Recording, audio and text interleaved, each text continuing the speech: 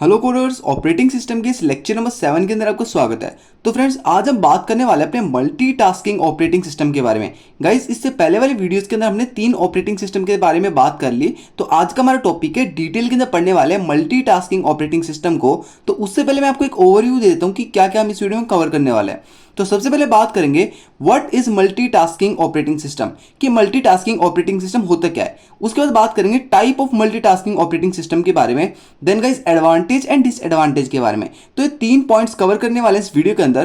Friends, आपको एक request करना चाहूंगा कि वीडियो को कंप्लीट देखना, एंड जो भी बच्चा चैनल पर नया है प्लीज चैनल को सब्सक्राइब कर लेना। तो देखिए, सबसे पहले बात करते हैं मल्टीटास्किंग ओएस होता क्या है। Multitasking operating system allow user to perform multiple tasks at the same time। Guys, जो मल्टीटास्किंग ऑपरेटिंग सिस्टम है वो क्या करता है, हमारे यूजर को मल्टीपल टास्क परफॉर्म करने की अलाउमेंट देता है सेम टाइम पर। मतलब एक ही टाइम पर हम बहुत सारे टास्क को परफॉर्म कर सकते हैं अपने मल्टीटास्किंग ऑपरेटिंग सिस्टम के जरिए। कैसे कर सकते हैं वो चीजें देखिए आपके पास मान लीजिए यहाँ पर 4 ऐप आपने खोली हुई है। App number 1, app number 2, app number 3 and app number 4। चारों ऐप का जो डेटा है वो किसके पास है, हमारे ऑपरेटिंग सिस्टम के पास। कि कौन सी ऐप को पहले वर्क करने देना है, कौन सी ऐप को बाद में वर्क करने देना है, वो कौन डिसाइड करेगा, हमारा ऑपरेटिंग सिस्टम डिसाइड करेगा। एंड ये सब फंक्शन कौन परफॉर्म करने वाला है, सीपीयू परफॉर्म करने वाला है। मतलब ऐप 1 जो चला रहा है वो कौन चला रहा है, सीपीयू चला रहा है। ऐप 2 चला रहा है वो कौन चला रहा है, वो भी सीपीयू चला रहा है। लेकिन कैसे चलानी है, पहले किसको चलाना है, बाद में किसको चलाना है, वो काम किसका, हमारा ऑपरेटिंग सिस्टम का काम है।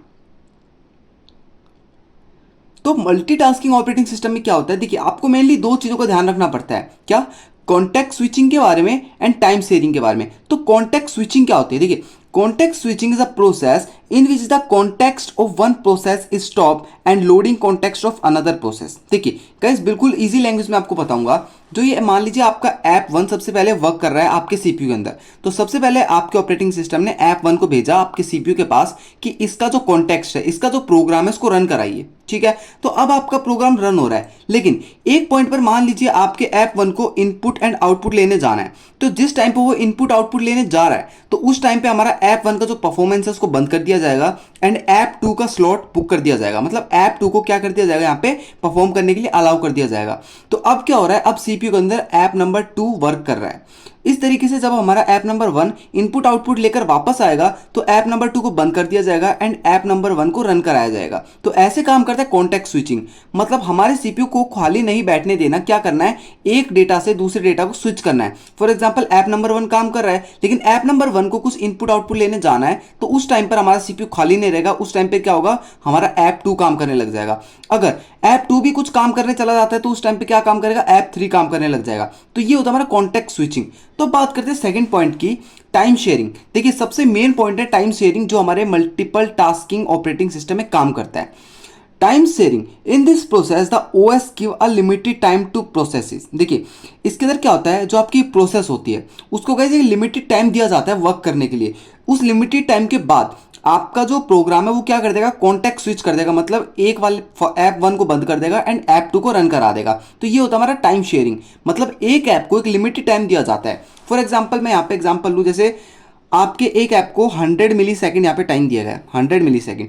अब ऐप नंबर 1 100 मिली सेकेंड तक वर्क करेगा। 100 मिली सेकेंड होते ही क्या कर देगा, ऐप नंबर 1 काम करना बंद कर जाएगा एंड ऐप नंबर 2 स्टार्ट हो जाएगा। अब ऐप नंबर 2 100 मिली सेकेंड वर्क करेगा, उस टाइम पे क्या होगा, 100 मिली सेकेंड के बाद ऐप नंबर 2 भी बंद हो जाएगा एंड ऐप नंबर 3 वर्क करने लगेगा। तो इस तरीके से क्या हो गया, हमारे चारों ऐप वर्क करेंगी। एंड ये जो ऐप बंद हो रहा है, अब जब दोबारा ये प्रोसेस स्टार्ट होगी तो ऐप कहां से स्टार्ट होगा, जहां से हमने उसको बंद किया है। मतलब ऐप नंबर 1 को मान लीजिए हमने इनपुट आउटपुट बंद कर दिया, इनपुट आउटपुट ले रहा है, उस टाइम पे हमने ऐप को बंद कर दिया। तो जो हमारा ऐप नंबर 1 है वो कहां से स्टार्ट होगा, वो हमारा यहां से ही स्टार्ट होगा इनपुट आउटपुट लेने से। तो ऐसे काम करता है हमारा मल्टीटास्किंग ऑपरेटिंग सिस्टम।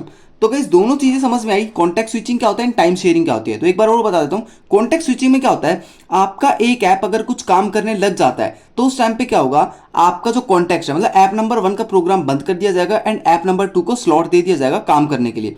अगर ऐप नंबर 2 भी कुछ काम करने लग जाता है तो ऐप नंबर 3 को काम करने के लिए दे दिया जाएगा सीपीयू के अंदर, तो ऐप नंबर 3 परफॉर्म होगा। तो ऐसे होता है हमारा कॉन्टेक्स्ट स्विचिंग, मतलब एक चीज को बंद करके दूसरी चीज को अलाउ कर देना। अब टाइम शेयरिंग क्या होता है, टाइम शेयरिंग क्या होता है गाइस, देखिए एक ऐप को एक लिमिटेड टाइम में वर्क करने के लिए दिया जाता है। मतलब 100 मिली सेकेंड आपको एक ऐप को दिया, 100 मिली सेकेंड के बाद वो ऐप बंद हुई एंड दूसरी ऐप स्टार्ट हुई। तो ये काम गाइस बहुत ही स्पीड में होता है, जिससे क्या होता है हमें लगता है कि हमारे जो सभी चीज़ें वो बैकग्राउंड में चल रही है, लेकिन वो क्या होता है हमारा एक सीपीयू एक सिंगल प्रोसेस वर्क करता है एक टाइम पर।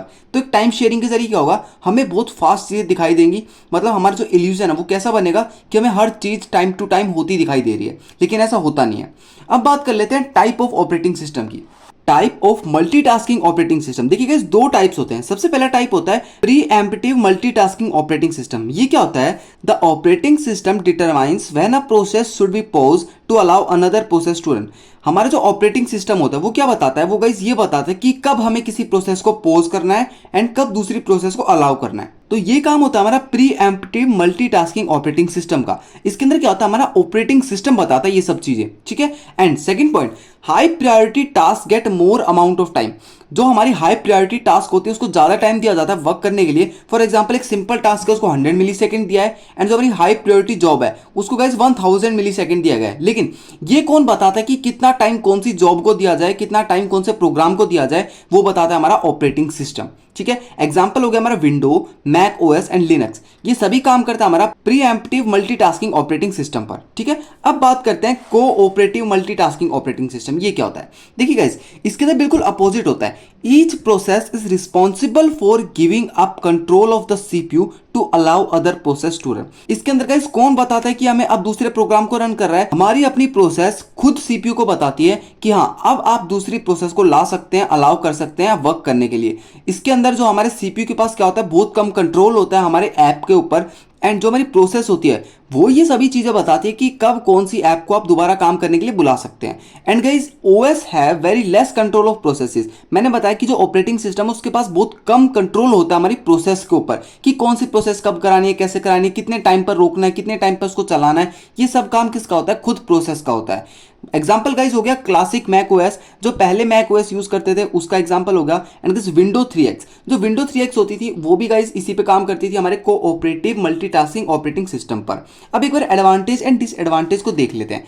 गाइस नोट्स की चिंता बिल्कुल मत करना, नोट्स आपको टेलीग्राम चैनल के ऊपर मिल जाएंगे, एंड टेलीग्राम चैनल का लिंक आपको डिस्क्रिप्शन में मिलने वाला है, तो वहां से जाकर आप टेलीग्राम चैनल को ज्वाइन कर सकते हैं। देखिए फर्स्ट पॉइंट क्या बोल रहा है, multitasking OS is capable of executing multiple application simultaneously without slowing down the system. देखिए इसके अंदर क्या होता है, जो हमारा मल्टीटास्किंग ऑपरेटिंग सिस्टम होता है वो हमें मल्टीपल एप्लीकेशन साइमल्टेनियसली वर्क करने के लिए अलाउ करता है बिना किसी स्लो डाउन के। मतलब हमारा सिस्टम कुछ स्लो नहीं होता इस चीज के अंदर, तो ये हमें क्या करता है, एक अच्छी एफिशिएंसी प्रोवाइड करता है। सेकंड पॉइंट देखिए, it can effectively manage IO devices, RAM etcetera. Input output device होते हैं, रैम होती है, मेमोरीज होती है, उन सभी को क्या करता है, बहुत अफेक्टिवली मैनेज करता है। अब बात करते हैं कुछ डिसएडवांटेजेस की।